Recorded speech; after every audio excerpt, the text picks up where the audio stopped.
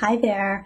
I'm so excited that you've taken this initiative to learn more about this step because you are taking the leap right now to really make changes in your home, to start getting the sleep that you need, the sleep that your family needs, and really doing everything in your power to get your rest back so that you can be the parent that you want to be to function.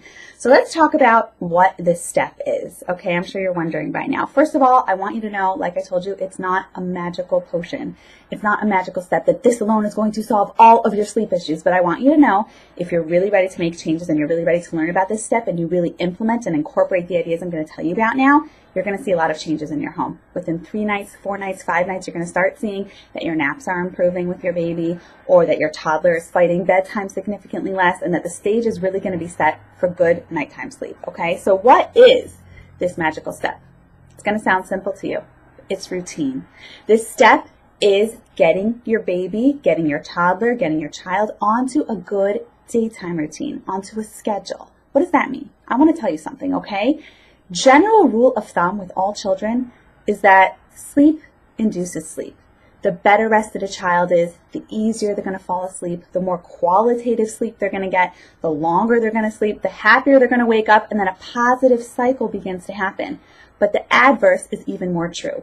Overtiredness creates more overtiredness. When a child is overtired, they fight sleep, they wake up more frequently, they wake up irritable, fight sleep even more the next day, and then this vicious snowball effect happens. So it's really, really important that before you even tackle teaching how you're going to teach your child to sleep, how you're going to teach your baby how to sleep, that you first ensure that you're working with your baby's natural body rhythms. Because so many people call me, like I said, who have tried methods. They've tried intense sleep training methods. They've tried checking systems of going in and out of the room. They've tried everything. But if you don't first address working with your child, working with your baby's natural rhythms of what his body wants to do, you're only setting him up to fail. What do I mean?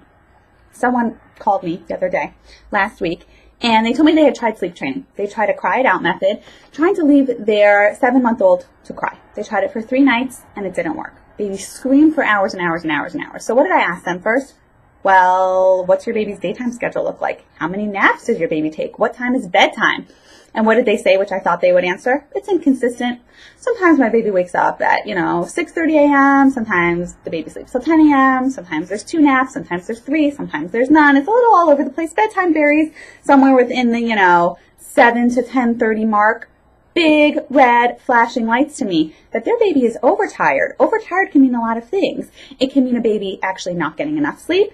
It can mean sleep not distributed evenly enough. Any way you want to slice it, this baby was suffering from all of it. So they had attempted to put their baby to bed at 7:30 p.m. because that's what they read a good time was, but it could be their baby was so drastically overtired by the time they started this sleep training method that their baby was just set up to fight sleep. Or it could be that their baby was already rested because he took a 2-hour nap an hour ago, that he wasn't really in an optimal place for sleep. So why am I telling you this? Sleep training is not going to work. Any method that you use to teach your baby to sleep is not going to work unless you have this fundamental baseline of a routine set up, okay? It's really across the board. It's really universal for any age, because if you try to force any child's body into rhythms that are unnatural for their sleep, into patterns that their body doesn't want to do, we're just going to fight sleep even more, because like I said, overtiredness creates more overtiredness, creates this vicious cycle, a vicious rolling cycle really, of overtiredness and fighting sleep more and less qualitative sleep and being more irritable. So yes, it's important to teach a baby how to sleep, but I'm not even getting there yet. You cannot get to the place of teaching a baby or teaching any child how to sleep until you confidently know when his body needs to be sleeping, because we want to do things in a gentle manner. Our job as parents is to always make sure we give our children all of their physical needs, all of their emotional needs. So why would you just put a Band-Aid on the problem and say, well, we're sleep training you at this time because we think that's what you need, without working from the ground up? And that's what kind of started my whole journey. You can learn more about me and how I became a sleep coach. I've been a sleep coach for about 10 years now. You can learn more about me on my website. But what kind of thwarted my whole journey is all the books I read and all the people I talked to. They were all talking about how to fix the problem, how to get your baby to sleep, how to do this. But no one talked about why a baby was fighting sleep to begin with. And I thought that was a really important idea to address before closing a door on a baby, or before enlisting a method that I knew was going to be emotionally draining for me and my child and my husband. So that's what kind of the root of everything that I came to made me realize a routine is so critical. And when I work with my clients, that's what we do head on first. We get a solid routine, a solid baseline in place to make sure that your baby is sleeping at the times he needs, because it's so absolutely critical. Okay. Now, if you're the type of person who is not so structured, it's not so schedule oriented, you might be running away when I say routine. But I want you to know it doesn't have to be enslaving. People often think a routine means a confiding play-by-play, minute to minute of when your baby has to eat and when your toddler has to nap and when you have to do this, but it's not that. A routine is liberating. It helps you meet your child's needs confidently as a parent. What do I mean? I'll give you an example here, okay?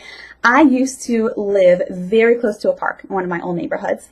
And I remember this scene so vividly because it's so clearly illustrated this idea of a routine and why it's important.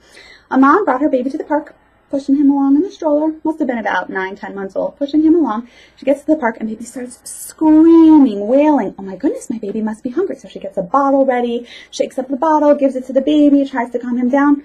Sipping the bottle, drinking, spitting it out, clearly not interested. Oh, he must be dirty, she said. So she gets out the wipes, starts changing his diaper, gets him all comfortable, all wrapped up, cozy in the blanket again, screaming. Oh, he must be tired because this still isn't working. Starts, covers the stroller, rocking, scream. He's screaming some more, not going to sleep. Oh, he must be overstimulated. So she takes him to a separate part of the park where the trees are there away from the kids, and this scene goes on and on and on. Okay, so I'm not judging this mother and saying, well, if she had a routine in place, this wouldn't happen. But having a routine prevents this.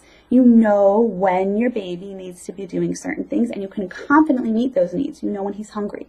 You know when he's tired. You know when he's overstimulated, because you have general order to your days. It doesn't have to be perfect, and you don't have to feel like everything is happening at every single moment exactly at the time, because the goal is not to be obsessive compulsive here, but the goal is to meet your child's needs with confidence so they can be happy. Okay, so what I've done here on this page, now that you understand what a routine is and why it's so critical, I'm giving you something to download here, a little bit of homework, so you can help figure out what your child's routine is. It's called an activity log, okay? Now what it is, you can see that it's in half-hour increments. It starts at 7 a.m., goes till 7 p.m., and then 7 p.m. till the following morning at 7 a.m. What I'm giving you here to download are 2 days and 2 nights back to back, okay? I want you to fill it in back to back. Sunday night, Monday night, or, Wednesday night, Thursday night, all day Friday, but not a random Monday and a random Wednesday. You need to see the flow of everything back to back, all right? And what I want you to do is fill in the letters there. There's an A to write down when your child is awake, an E when he's eating, an I when he's irritable, an S when he's sleeping, a T when you're trying to put him to sleep, all these little letters in the section for notes there. And I want you to fill that in for 2 days and nights and see what's going on. And you're going to be able to see from that where all of your inconsistency lies. You might see that every morning for 2 days at 9 a.m., your baby is already rubbing his eyes and he's pulling his ears and he's screaming. So every morning you try to get him down for a nap around 9:15, 9:30, but he's already drastically overtired by that point. And what did I just say? When he's overtired, he's going to fight sleep more. So you might see that by 9 a.m. he's exhausted, so you might try to say, oh, around 8:45 I'm going to start getting him down for a nap earlier to prevent that overtiredness before it happens. Or you might see you have a 2.5-year-old who every day is conking out when you're doing carpool with your older kids at 4 p.m. and is taking a 20-minute nap from 4 to 4:20. And you might say, oh, well, that's the reason he's fighting bedtime and not going to bed till 11 p.m. every night. He's taking a nap late in the day that you didn't even realize was contributing to it. Okay, things like that I want you to notice. You might see that your baby consistently, who is 6 months old, cannot stay awake longer than 2 hours. And after 2 hours of being awake, starts screaming irritably. So you know, wow, I need to enlist a better nap routine here to get my baby in place. This is the key to helping a child sleep. Now, like I told you, enlisting a routine alone is not going to help your baby sleep through the night and fix all of your problems. But I will tell you that when I work with my clients and when people actually understand this concept and start really getting a routine set up, you're going to see how much smoother your days are. Aside from the fact that you're going to have confidence to know what your baby needs, you're going to see that your baby's going to acquiesce to sleep and fall asleep so much happier. It's going to be so much less of a battle just because his natural rhythms are in gear and his natural rhythms are in place. I just finished working with a mother last week. I'm not going to say names. She asked me not to, but her baby was 10.5 months old and she didn't have any consistency. The baby woke up all night to have bottles. All night, but the daytime there was no consistency. Sometimes baby would take a half an hour nap. sometimes 3 cat naps, sometimes 1 3-hour nap. It was all over the place. So before we even worked together on teaching the baby how to sleep, we had to first make sure that this little baby, that she was getting the sleep she needed at the time she needed. So we enlisted a routine. This mother filled out this activity log, and we saw she was getting 2 less naps during the day than she needed. She really needed a 3-nap structure. And naturally, we saw when she was tired in the morning. Naturally, we saw how much sleep she needed to get. We tried to balance it out. And already, her baby's daytime irritability drastically lessened after 5 days of enlisting this routine. Okay, I say 5 days because you can't just magically expect your baby to respond in a day. It takes a few days for the internal clock to shift, the baby to get used to getting more sleep.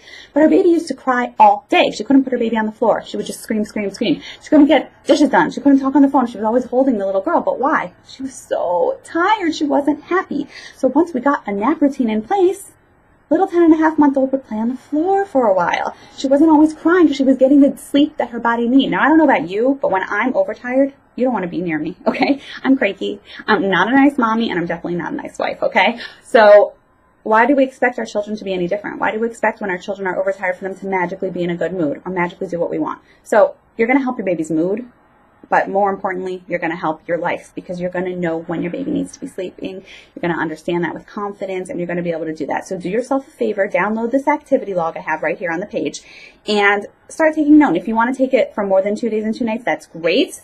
2 days, 2 nights is minimum. Don't just log it for 1 day and 1 night and expect to see results and expect to have, proper data, so to speak, to work with. You need to see for a few consecutive days, a few consecutive nights. 2 days, 2 nights is minimal. If you want to do it for 3 days, that's fine. Just keep on top of things. I'm a big fan of logging children's habits because we have to know what our children's body's needs are. And you can go and you can look at what this person does or what your neighbor does with their child, but your baby is his own universe. He has his own sleep needs. You have your own schedule, and you want to try to balance that to make sure that he's getting the sleep he needs so he's happy, that your life works, and that everyone can get the rest they need. So I'm really proud of you. I'm happy that you decided to learn about this step because so many people forget it. I can't even explain it to you I just tried to explain it to you, but I can't properly even stress how critical it is because so many people just forget this. They just say they got to work on sleep training. They have to get their baby to learn how to fall asleep, get their baby sleeping through the night. But I'm telling you, you are just trying to solve a symptom of the problem. Let's get to the root of it. Let's try to make sure that your baby is sleeping at the times he needs so his natural rhythms are set up properly. His natural clock is doing what he needs to do, so that way you can confidently know that his body is getting the rest he needs without just putting a Band-Aid on the problem, okay? So start with this activity log, and I'm really, really excited for you to start getting your life back and start getting your sleep back. So good luck.